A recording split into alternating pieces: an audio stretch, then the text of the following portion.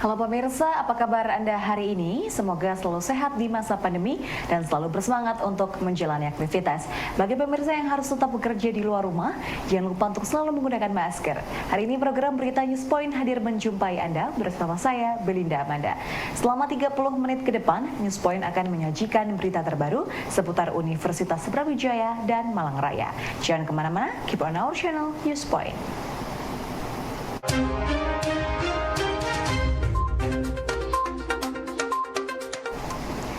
Pemirsa, kelembagaan pertanian di Indonesia harus kuat karena kondisi petani di Indonesia umumnya memiliki lahan terbatas dan akses yang terbatas.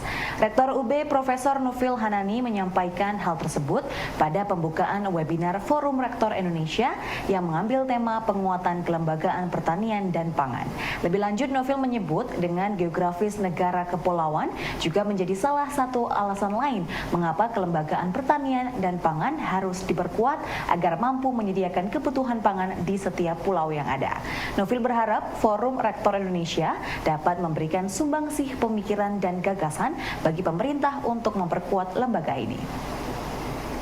Bahwa petani Indonesia itu adalah petani kecil-kecil, ya, yang tidak bisa disamakan kayak petani di Amerika yang bisa mereka akses sendiri ke pasar, menjual, membeli, mengambil kredit segala macam. Ini butuh kelembagaan, ya, bentuk kelembagaan. Sehingga dengan demikian, bagaimana bisa meningkatkan akses petani dalam kredit, di dalam sarana produksi, termasuk dalam pemasaran, dalam distribusi segala macamnya, itu butuh kelembagaan yang besar.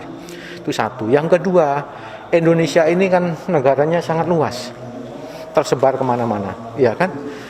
Gimana supaya semua bisa akses kepada pangan? Nah, ini butuh kelembagaan yang luar biasa, ya, menghimpun dari kalangan produsen, menyalurkan kepada daerah-daerah, termasuk mungkin Aceh atau sampai Papua. Inilah kelembagaan penting. Di samping itu, bagaimana teorinya mengatakan kalau kita itu bersatu padu segala macamnya, itu terjadi namanya skala ekonomi yang besar. Ya, kalau skala ekonomi besar bisa tambah efisien, bisa segala macamnya, sehingga dengan demikian ke depan daya saing pertanian menjadi semakin kuat.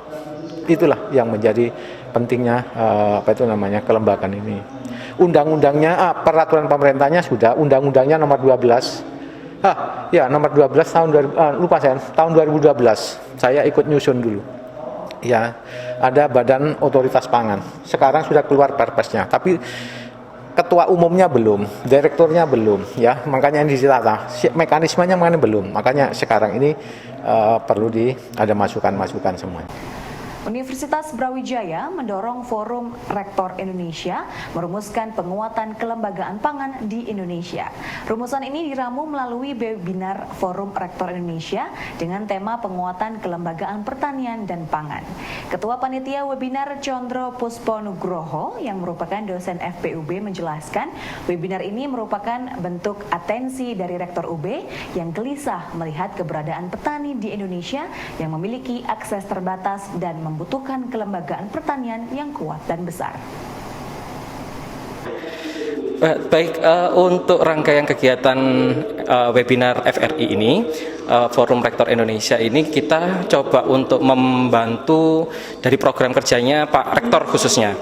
Jadi karena beliau Prof. Nufil sebagai Ketua Pokja di Forum Rektor Indonesia bagian ketahanan pangan, sehingga beliau coba menginisiasi bagaimana mencoba apa yang harus ditingkatkan dari berbagai aspek di ketahanan pangan. Salah satunya mulai dari kelembagaan pertanian dan pangan. Kalau kita ketahui sendiri, kalau persepsi dari beliau, petani-petani ini kenapa sih kok kurang sejahtera?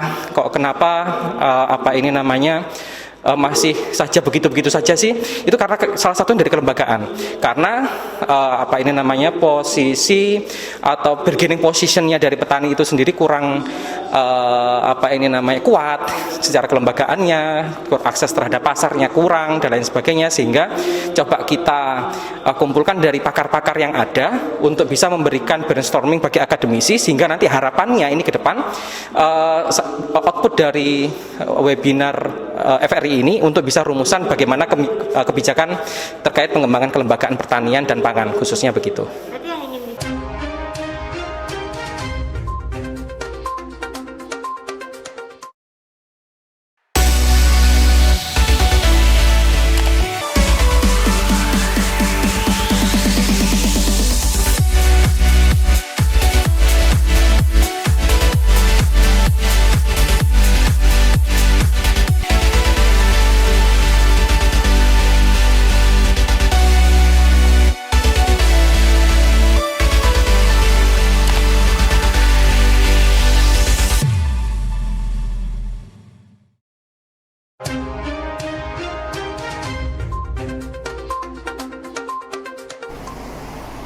Pemirsa, perawatan paliatif sangat dibutuhkan untuk pasien penderita penyakit serius yang mengancam jiwa. Hal ini dilakukan untuk mengurangi penderitaan pasien, meningkatkan kualitas hidupnya, dan memberikan dukungan kepada keluarganya, seperti yang dilakukan oleh relawan paliatif Peduli Kasih Kota Batu yang melalui Pain Center RSUB berkolaborasi bersama dengan relawan paliatif Malang Raya, memberikan dukungan melalui kunjungan rutin dan perawatan kepada pasien serta keluarganya.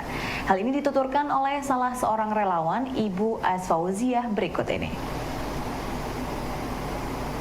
Kiprah relawan itu sangat-sangat luar biasa. Kita juga tidak menyangka karena kita pakai hati, nggih. Kita pakai hati. Bahkan kiprah relawan itu selain mendampingi, kita juga sudah ada pelatihan untuk mendampingi, merawat, itu dengan hati.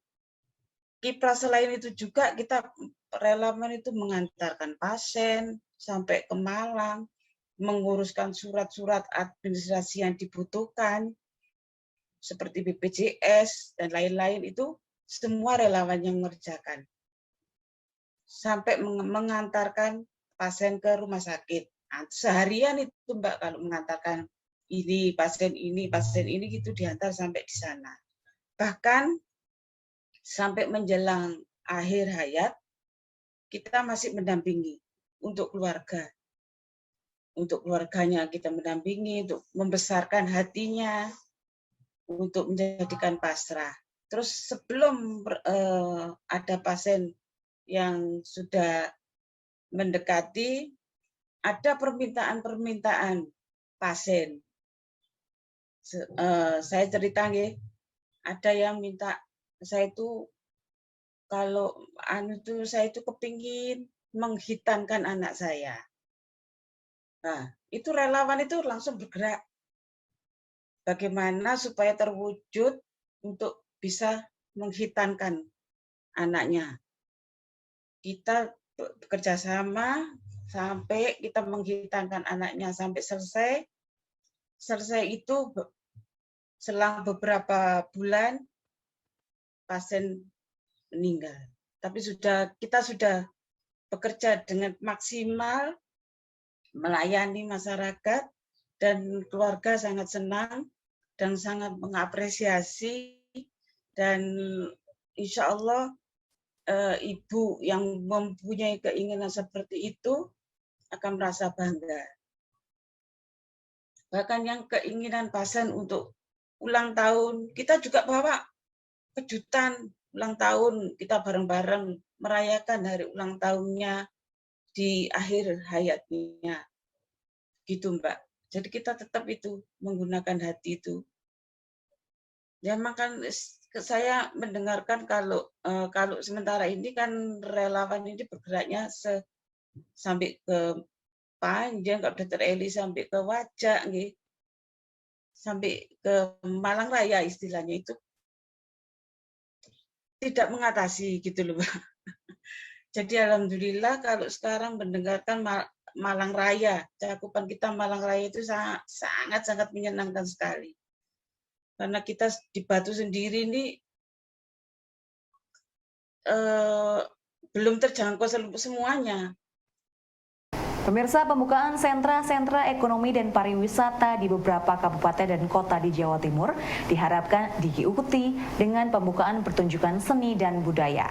Nasar Ali Babati, Wasekjen Dewan Kesenian Jawa Timur mengatakan, selama pandemi kegiatan seni budaya di Jawa Timur mati suri dan berdampak signifikan terhadap kondisi perekonomian seniman. Dengan pembukaan kegiatan seni budaya, Dewan Kesenian Jawa Timur yakin para seniman dapat berkreasi kembali.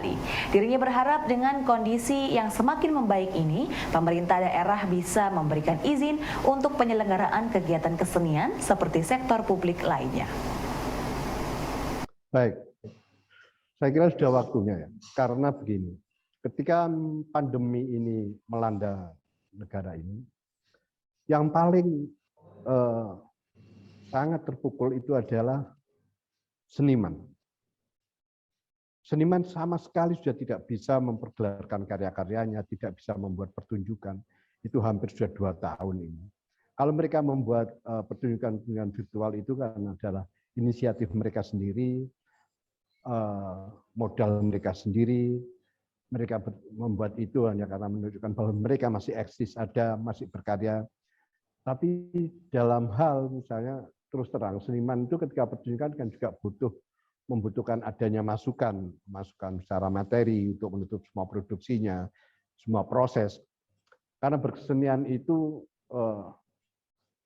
dimulainya dari saat proses, dimulainya dari saat diskusikan konsep, kemudian proses, kemudian berlatih, kemudian pertunjukan. Itu semuanya memerlukan biaya. Dan ketika 2 tahun itu mereka tidak bisa melakukan apa-apa, ini kan juga merupakan satu hal yang cukup menyulitkan buat para seniman. Karena terus terang, seniman kita itu kan tidak semua senimannya itu dalam keadaan cukup, gitu ya. Terutama yang seniman-seniman tradisi, yang di daerah-daerah, di desa-desa. Gitu. Jadi saya kira kalau sekarang keadaan ini sudah mulai banyak dibuka ruang-ruang untuk pariwisata terutama. Pemerintah ini kan ruang-ruang pariwisata yang dibuka dulu agar ada pemasukan. Saya kira pemerintah juga mulai membuka pintu untuk pertunjukan kesenian. Agar seniman ini bergairah lagi, agar seniman ini menemukan kembali ini gairahnya. Kebiar Brawijaya Qur'ani Nasional ke-8 tahun 2021 yang diikuti oleh 1.578 peserta dari 147 sekolah menengah atas, 61 perguruan tinggi di Indonesia, dan 1 perguruan tinggi dari luar negeri ini ditutup dengan pengumuman pemenang dari 8 cabang perlombaan. Dalam sambutan penutup, Dr. Nanang Suryadi mewakili Wakil Rektor Bidang Kemahasiswaan berharap Kebiar Brawijaya Qur'ani mendatang lebih bertaraf internasional sekaligus menambah cabang lomba.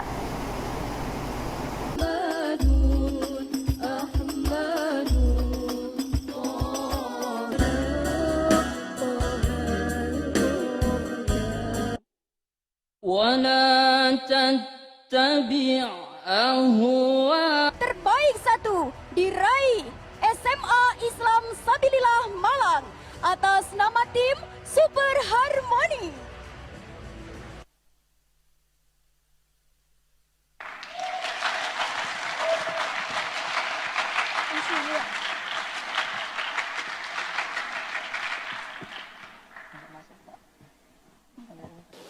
Harapan kita, semoga acara seperti ini dapat diselenggarakan kembali di tahun-tahun mendatang.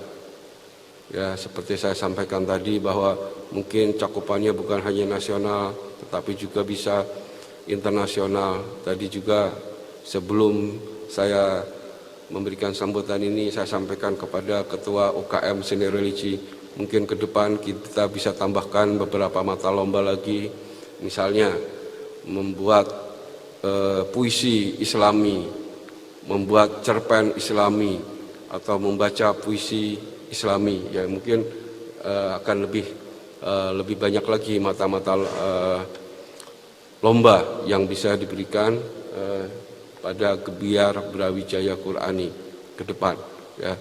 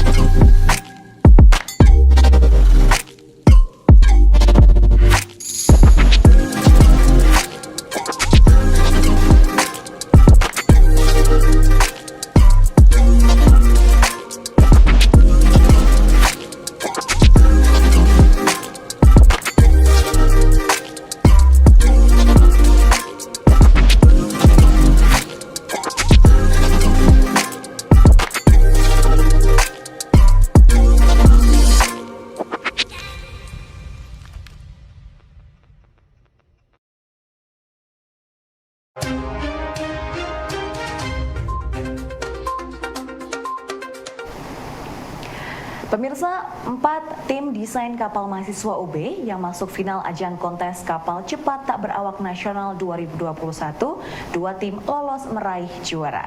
Tim kapal selam dan tim Marlin yang mengusung desain kapal patrol meraih juara Harapan 2 dan Harapan 1 dalam ajang bergengsi dari Pusat Prestasi Nasional ini. M. Davan, perwakilan tim, menyebut bahwa desain kapal selam ini dengan 2 lambung atau catamaran yang dibuat mahasiswa UB mampu menarik perhatian juri. Sedangkan kapal patroli dengan kubah penstabil gerakan di laut juga menjadi keunggulan timnya ini. Prestasi ini cukup membanggakan mengingat di UB sendiri tidak memiliki jurusan teknik perkapalan seperti beberapa finalis dari kampus lainnya. Jadi prestasi dari tim I'm Future Ship Modeling ya. Jadi kita sekarang sudah punya nama, Pak. Namanya I'm Future Ship Modeling. Jadi sekelompok orang yang belajar desain kapal lah, istilahnya model kapal. Nah, untuk prestasinya sendiri di ajang kontes kapal cepat tak berawak nasional tahun 2021 bahwa dari 4 tim yang lolos final itu kita mendapatkan 2 penghargaan. Yang pertama adalah juara Harapan 2 untuk kategori kapal desain kapal selam autonomous dan juara Harapan 1 untuk desain kapal patroli pantai. Seperti itu. Dan untuk keunggulan sendiri kita dapat penghargaan karena desain kita ini sendiri di kapal selam autonomous ini beda dari yang lain ya Pak. Jadi kalau kapal selam itu mana-mana punya satu badan ya, kalau dibilang namanya satu lambung itu. Kalau kita pakai lambung, bahasanya adalah kapal selam katamaran. Jadi ada 2 lambung mana dibuat dengan dek yang bisa menjadi landasan helikopter seperti itu. Itu untuk keunggulan kapal selam. Untuk yang desain kapal patroli pantai ini adalah desain kapal patroli pantai yang cepat, kecepatan 30 knot dan kestabilan yang sempurna.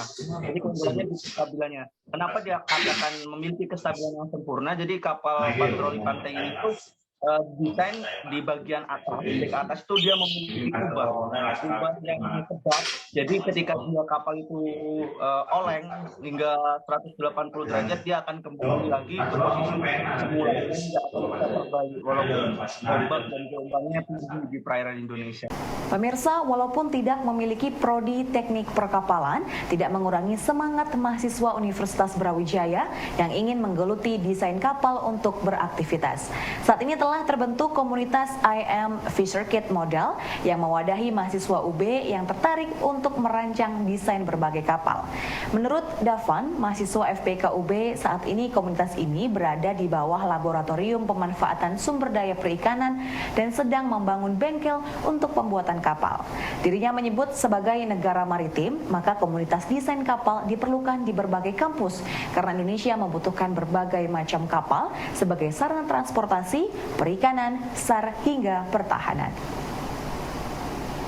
Untuk mempersiapkan dari regenerasi, tentunya kita juga ikut berbagai lomba yang kelas nasional yang kalau dibilang lomba yang dibuat oleh kampus lain. Jadi rencana terdekat ini tanggal 30 kita itu upload proposal laporan ke Undip untuk lomba desain kapal yang dia temanya adalah multipurpose vessel dari Jawa Kalimantan, dan yang kedua kita lomba di ITS itu tanggal 10 Januari. Jadi itu yang terdekat. 10 November, maaf, 10 November itu yang terdekat. Namun pemikiran jauhnya lagi nanti kita masih ada kompetisi di ITS dan Undip lagi yang kategori prototype. Jadi yang nyopir kapal itu Bapak, nah itu kita juga akan persiapkan.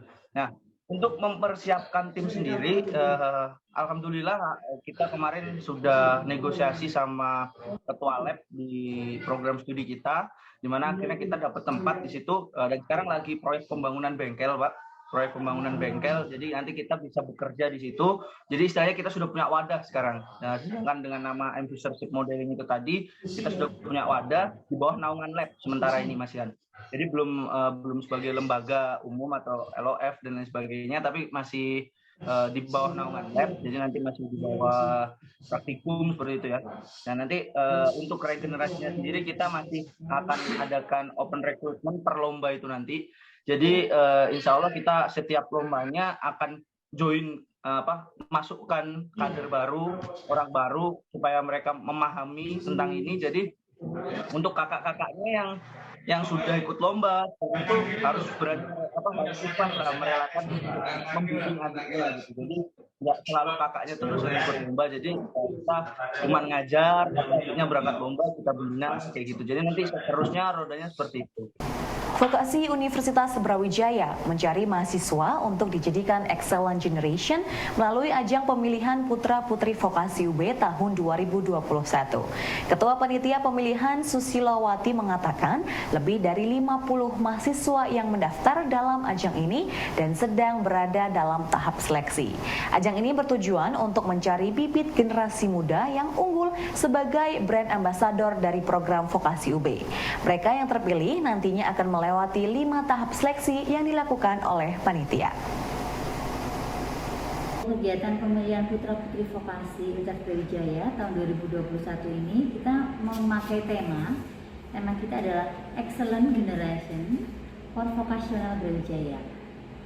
Nah, kita ada 5 rangkaian kegiatan. Kegiatan yang pertama adalah pembekalan, yaitu hari ini tanggal 25 Oktober 2021. Kita mulai tadi sekaligus juga pembukaan acara pemilihan Putra-Putri Vokasi mulai jam 9 pagi sampai jam 4 sore hari ini. Kemudian tahapan yang kedua adalah di interview. Di interview besok akan kita lakukan pada tanggal 26 Oktober 2021 mulai jam 9. Jadi kita itu ada peserta yang daftar itu ada sekitar 55 peserta. Kemudian yang menjadi semifinalis hanya 20 peserta. 10 wanita, 10 laki-laki. Nah, di interview itu kita akan ada 4 juri di sana. Yang pertama adalah Wadir 3, Wakil Direktur 3 Bidang Kemahasiswaan Pendidikan Vokasi Universitas Brawijaya, Bapak Dr. Relpol Romi Hermawan, SOS MAP. Kemudian saya sendiri selaku Ketua Pelaksana Pemilihan Putra-Putri Vokasi 2021, Susilowati SOS MAB. Kemudian juri yang ketiga adalah Direktur dari Color Model In, Agung Sudir, dan juri yang keempat adalah Direktur dari Red Model. Pemirsa, informasi tadi sekaligus menutup perjumpaan kita hari ini. Jangan lupa untuk selalu menyaksikan News Point setiap hari pukul 19.30 waktu Indonesia Barat hanya di UB TV, Televisi Pendidikan Universitas Brawijaya. Saya Belinda Manda dan seluruh kru yang bertugas pamit undur diri. Tetap patuhi protokol kesehatan, wajib menggunakan masker. Terima kasih dan selamat beraktivitas.